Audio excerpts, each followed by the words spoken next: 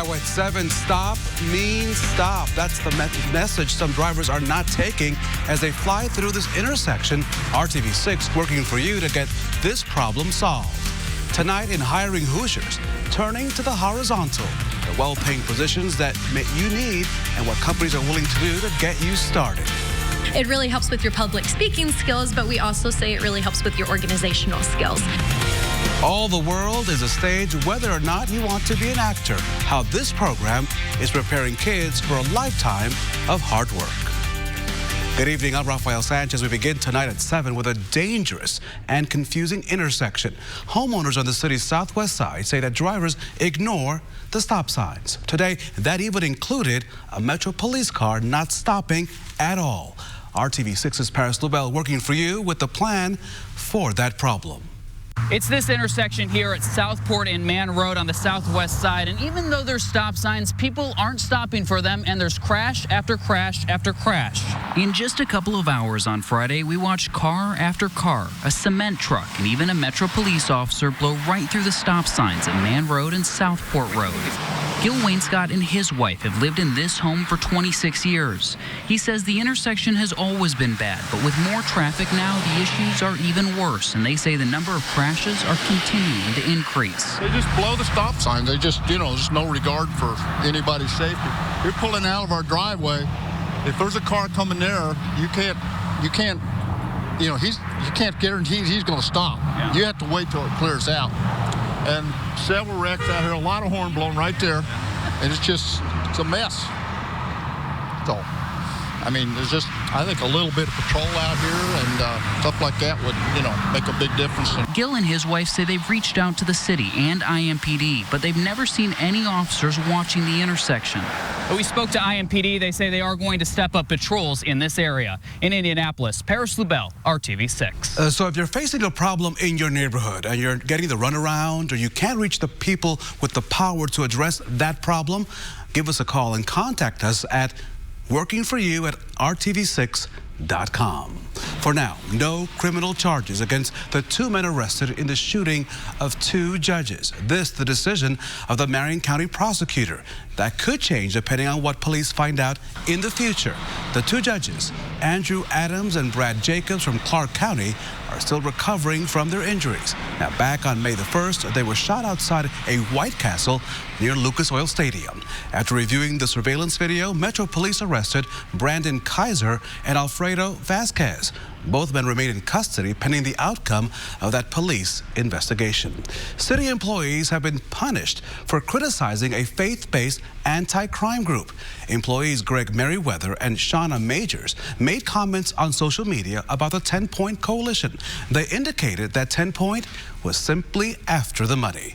Merriweather is the Community Strategic Initiatives Liaison for IMPD. He's been suspended for 3 days without pay. Majors is the Director of Community Violence Reduction. She received a formal warning and won't be participating in the next grant process. The president of the 10-Point Coalition, Reverend Charles Harrison, says he was stunned by the social media comments. I am just stunned by this, that someone would go on social media that is an employee of the city, works for IMPD, and use that kind of language to describe an organization that has been in this city for 20 years, representing this community and trying to curb the pattern of violence. The mayor of Indianapolis and the police chief both expressed disappointment with those social media comments. Now at 7, it is time to check your forecast. A cool and cloudy day in central Indiana. Take that view outside. It's beautiful, but all eyes are on the Grand Prix race tomorrow and, of course, Mother's Day on Sunday. Storm Team 6 Chief Meteorologist Kevin Gregory has the latest. Kevin, we need some good weather this weekend. Come on. Well, you see on those Weather Now cameras looking to the west, at least some breaks in the cloud cover. That will set up a very cold night tonight. You probably think you're looking at current temperatures. No, these were our high temperatures, and most of these after midnight. Only 56 today. we're 3 degrees cooler, so there hasn't been much of a temperature range at all. Cool northwest wind. The wind calms down depending on how much the clouds break up. That will set the stage for how cold it will be in the morning. Most of the wind now out of the northwest, 5 to 10 miles per hour. Temperatures will be slow to drop because of the cloud cover. Once we pick up a little momentum after midnight and clearing the sky, these temperatures will fall. See what happens when you get a little sunshine there. 57 in Lafayette. Dry evening, clouds will slowly break up. Temperatures in the 40s, but in the upper 40s. Let's talk about 16th and Georgetown tomorrow. A dry morning, dry first half of the day. Temperatures stuck in the 50s all day long. Once we get to the mid to late afternoon, the chance for showers will increase. Rain chances peak tomorrow night. We'll get into Mother's Day hourly timing coming up. Kevin, thank you so much. The countdown is on for the first big race of the month at the track. The Grand Prix is ready to welcome fans hungry for speed. RTV6's Brett Brown reports from the Indianapolis Motor Speedway. The news at 7 rolls on here from the Indianapolis Motor Speedway, getting IndyCar Grand Prix qualifying out of the way. We can concentrate on the race tomorrow. Then we got Mother's Day. By the way, is your wife Lauren taking care of for Mother's Day yet? We're sorted, thank God. I've done it this week, so. Okay, all right, good. I bought her. Make sure. Yeah, 1 flower. Wait a minute, you guys have 3 kids. Oh, well, okay. And then we can move ahead to Tuesday when the oval practice begins. The first things first, Grand Prix tomorrow. Interesting qualifying session, really. Tight, yeah? really tight. A lot of surprises. I think Jack Harvey was there. Yeah. Which, you talk about the big names of the big teams, and then you see Jack Harvey, Colton Herta, Rosenqvist, people that supposedly are not the stars of those teams, and they were all ahead of their teammates. Andretti Autosport further back. Team Penske really trying to struggle a little bit, although Will Power never really struggles. Never struggles. I mean, interesting. I talked to Elio today. He's like, man, you guys are raising the bar. So even Elio's feeling that only, a year and a half away from it. Okay, so that begs the question, are you guys that much better, or is Elio just not in the groove of being an IndyCar for a while? He's not in the groove for being an IndyCar for a while. It takes a little bit, and you come into a days like this that is 2 45-minute sessions, which they're not 45. You talk about red flags, this and that. You have really 10, 15 laps all day long. It's tough, man. Elio's talented, but it's we're here all year. Well, here's the thing, and so often because of the lack of tires out there that are available to you guys, most of these teams sit out the first 10 minutes or so. You have to wait. So by the time you get out, these practice sessions are so quick. But in the end, Felix Rosenqvist, with his first career pole, gets it done, and it's a Chip Ganassi front row with Rosenqvist and some guy named Scott Dixon who's up there. He's the new guy. I think he's going to be good. He's going to be good. For the race? Yeah, I think the race is Dixon was 0.003 of a second. So tight. Slower. I think Dixon this is going to be a fuel mileage race. We extended from 83 to 85 laps a couple of years ago, but you still have a number to reach. Yeah. And if there is a number to reach and go fast, Scott Dixon is the best guy out there. When you look at turn 1, 24 cars charging into turn 1, how difficult is that going to be tomorrow, do you think? Again, I got caught in a first lap crash there, so it's going to be really tough. I think we're going to have to watch it, and it's always like it's going to be 4, 5, 6 wide by the time we get down there. It's going to be a lot of fun. We'll see what happens. Good luck tomorrow. Tony Kanaan, day first. We're at the Indianapolis Motor Speedway. They're even practicing the national anthem for tomorrow's race. Back to you guys. And it sounds good. Dave and TK, thank you. Tonight at 11, a look back into the RTV6 archives and a surprise for graduating Purdue students when they got their yearbook back in 1979. The evidence of a computer-generated mistake is still around 40 years later. And this all leads up to our May 30th program when former anchors Clyde Lee and Dion Willis lead us in a 1-hour special at 7 p.m. 70 years together. RTV6 working for you. We hope that you will join us for this special program. It's going to be quite a treat. Next on the news at 7, a mother offering more than pennies for your thoughts. Her urgent warning after her child ended up needing some serious medical help. Kevin? As we mentioned, a dry start to Mother's Day weekend. We'll keep our eye on approaching showers. That's 1 o'clock in the afternoon, and you see later in the day. We'll finish this timeline and go through Mother's Day coming up. That's all new Monday at 6 a.m. This is RTV6 News at 7, working for you.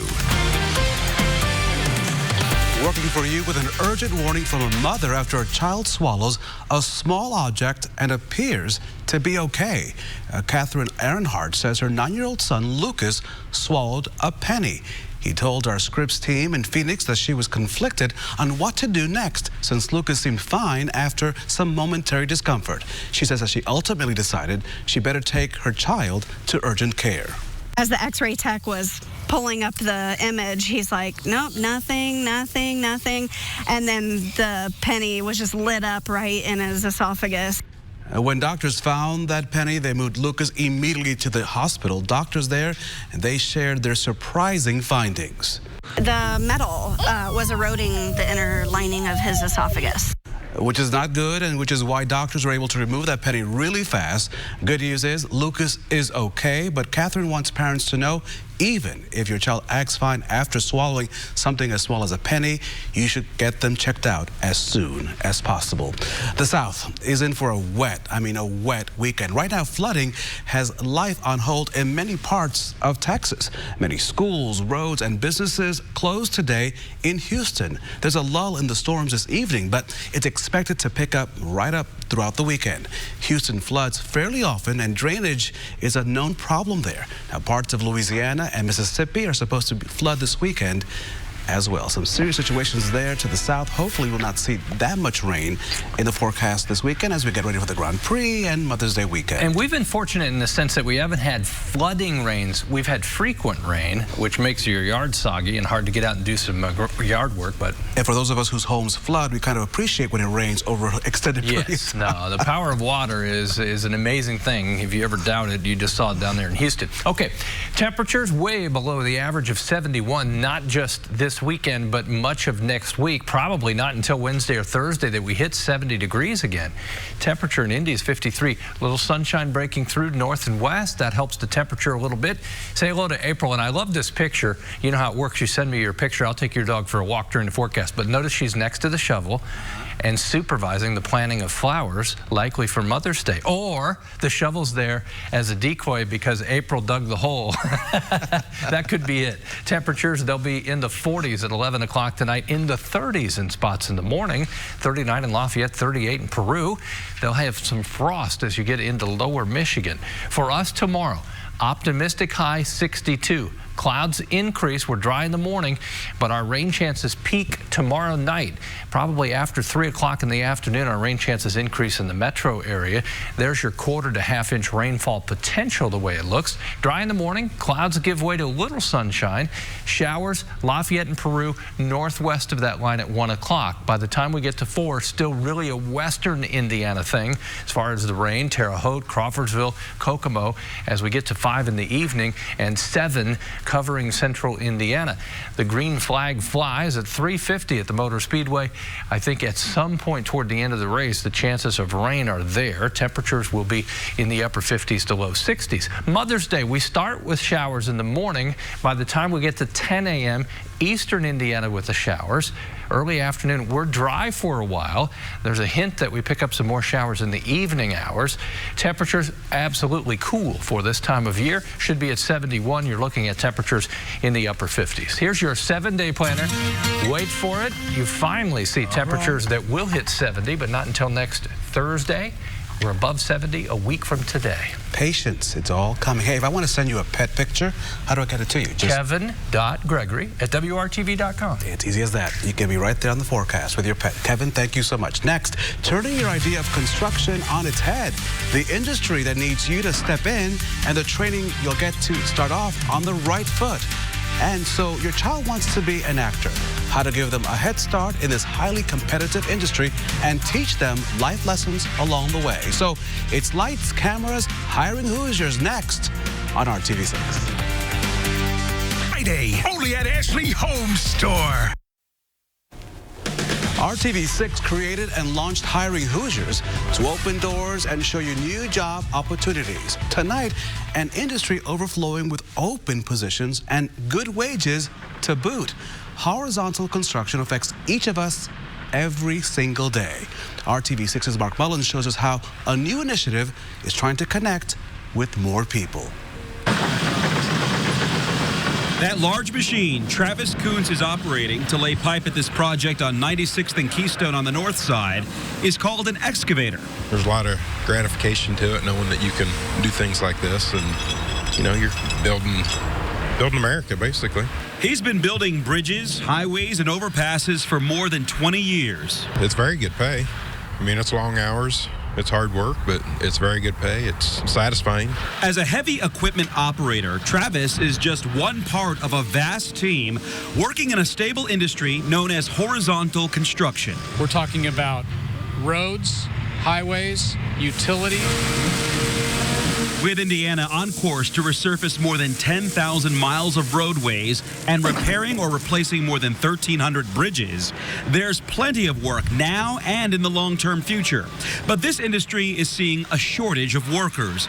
A new initiative called Work in Roads is trying to fill the void. It's made up of a handful of contractor companies and building materials suppliers. All working together to promote, to let people know we have got jobs. We are open for business, and we are eager to have you come to work in the highway construction industry. Richard Hedgecock is president of the agency leading the effort to recruit employees in the industry, from engineers and inspectors to project managers and operators. The Work in Roads initiative is aiming to reach a variety of populations who might not have considered this as an option to begin with. Recent high school graduates, returning veterans, people who are consider themselves to be underemployed. We're ready to bring you on, we're ready to train you up, and we're ready to provide you with not just a good job, but a good career. Travis wants more young people to take an interest in what he does. I remember when I was the young guy on the crew. Now I'm the oldest guy on the crew, and I don't see that next guy behind me. He's like, where is he? Work in Roads is hoping to come up with an answer to that question. On Indianapolis's north side, Mark Mullins, RTV6. Mark, thank you. Let's talk numbers. In 2017, the average yearly salary for a horizontal construction employee in the U.S.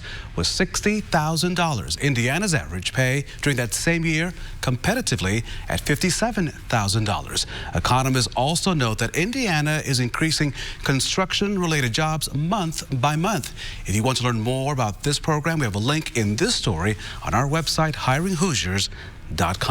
A dream can provide a roadmap of where you want to be. So if your child longs to be an actor or work in theater, here's how you can nurture those artistic leanings. We got an inside look at the Student Theater Education Program, or STEP, by the Actors Theater of Indiana. It offers classes for ages 13 and older taught by Broadway and regional theater professionals. This kind of education and training can give teens the edge to get ahead in the acting industry, which can be very tough to get into. Probably more competitive than ever. Every year we get more and more people who just want to do this. I think America is very much in this follow your dream phase, and that's, for a lot of us, it's acting. I know since I was 3, I said, Mom, Dad, this is it. This is what I'm doing. I'm going to go be an actor. The programs are for potential actors, but STEP also offers a camp for teens who want to learn about everything else in the theater, like lighting and costuming and stage management. Even if your child doesn't want to be the next George Clooney, these programs can still help them be a better employee much later on. A lot of the students who come in, they say, we love the theater, we want to do the theater, but we don't know, maybe we want to do business or we want to become a writer, and they learn how to really have a conversation with someone. It's really important to be out of your shell, and we had quite a few students who came in who are inside their shells, didn't really know how to talk to people, and by the end they were talking to the most random strangers. There are several different programs offered this summer. To learn more about STEP, we put a link on our website, hiringhoosiers.com. Just head to our career resources section to get all of that great information. An Alabama company that makes pipes for water, oil, and natural gas says it plans to build a $9 million research and development facility right here in our state. The Valve and Hydrant Division of American Cast Iron Pipe Company is forming American Innovation, LLC, and building the new facility in Crawfordsville. The company says in a statement that the facility will help in enhancing existing valve and hydrant products. Construction expected to be completed next spring. Initial plans call for hiring up to 8 research and development employees. Still ahead, it's the department that keeps the city running on a day-to-day basis. How you can make a difference on the streets of Indianapolis when RTV6 News at 7 continues. At Ross, yes for less. If you ever thought you'd be good at helping the city out and getting paid at the same time, mark your calendar. There's a job fair next week for the Indianapolis Department of Public Works. There are multiple positions open at Indy's DPW, including street and traffic operations, solid waste, and fleet services. Now, this job fair is Wednesday from 9 a.m. to 1 p.m. at the DPW Operations Garage. We put a link to all of this information in our career resources section at our website, hiringhoosiers.com. Lower 40s. Okay. You ready for that? I have a coat. There you go. Yeah, that's your challenge for the weekend, to work up a sweat, especially on Sunday because temperatures only at 55. Rain showers tomorrow night and on Sunday morning. We're Hoosiers. We're hardy, right? We got it. They can give us anything. Hey, have a great Friday night. Happy Mother's Day early to all the moms. Our next newscast is tonight.